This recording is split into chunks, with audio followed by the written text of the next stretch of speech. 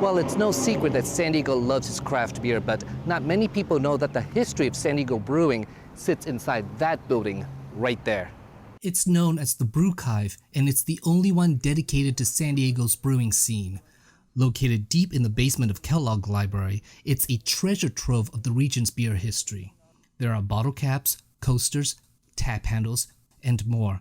And here's the lady whose job it is to archive them all. I'm Judith Downey, and I am the History and Special Collections Librarian at Cal State San Marcos. She's also the curator of the Brewchive, but most people just know her as. And they'll say, oh, you're the beer historian. And, they're always fascinated. I always try to have some kind of little hidden gem of knowledge that, either busts a myth or corrects a misperception. One of the most popular misconceptions about San Diego's brewing industry is that it started in the 1980s, but it all started in 1868 with Christian Dupler's San Diego Brewing Company.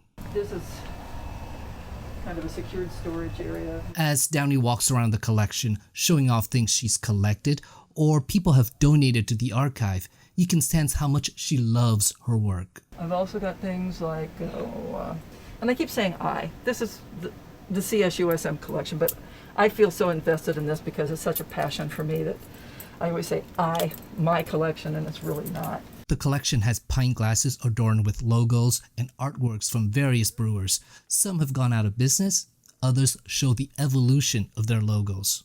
And the collection keeps on growing. That's about it for this room. We do have another room down on the other end of the building that I'll take you to. The idea for the Brewchive started as early as 2015, around the time when Cal State San Marcos was starting its beer making certificate program, dubbed Ingebeering. It was the brainchild of Jennifer Fabi. She's the dean of the university library. As the San Diego craft beer scene exploded into a billion-dollar industry, Fabi thought it was a good idea to preserve that history. Because, as it turns out, nobody in town was. We knew that in order to do that, we would need some resources, and we wanted to make sure that we had a collection that was very exciting to both the public and also to those internal to the university. Fabi formed an advisory group comprised of local brewers and a filmmaker who's done a documentary on San Diego brewing to see what the archive should collect. It was the advisory group that came up with the name. At first, we called it the BRU-kive because, of course, that rhymes with archive. But those people on the advisory committee, they said that won't do. Brewchive is better. So we trademarked Brewchive. The Brewchive also benefited because a lot of brewers are passionate about their beers, so they collect a lot of keepsakes. Such as Greg Cook, the founder of Stone Brewing. He donated more than 600 Bankers boxes full of stuff to the archive. I collected a lot of stuff from Stone history along the way, and by a lot of stuff I mean a lot of stuff, as well as from other craft breweries and places I've been, etc., etc. And I had just been collecting this in a spare room in my house, and it was overwhelmed. It was packed. I had so much stuff. So when he was approached by the Brewchive, he jumped at the idea. He called it a symbiotic relationship.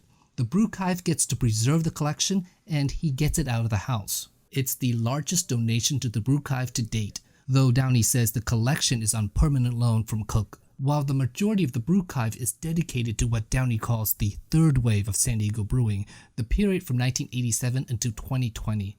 She is now working on the fourth wave, the post-pandemic period. Downey is also working on preserving the history of women's involvement in the San Diego brewing industry. I'm really trying to get women's stories. Because women's history is still not well represented. Alexander Nguyen, KPBS News.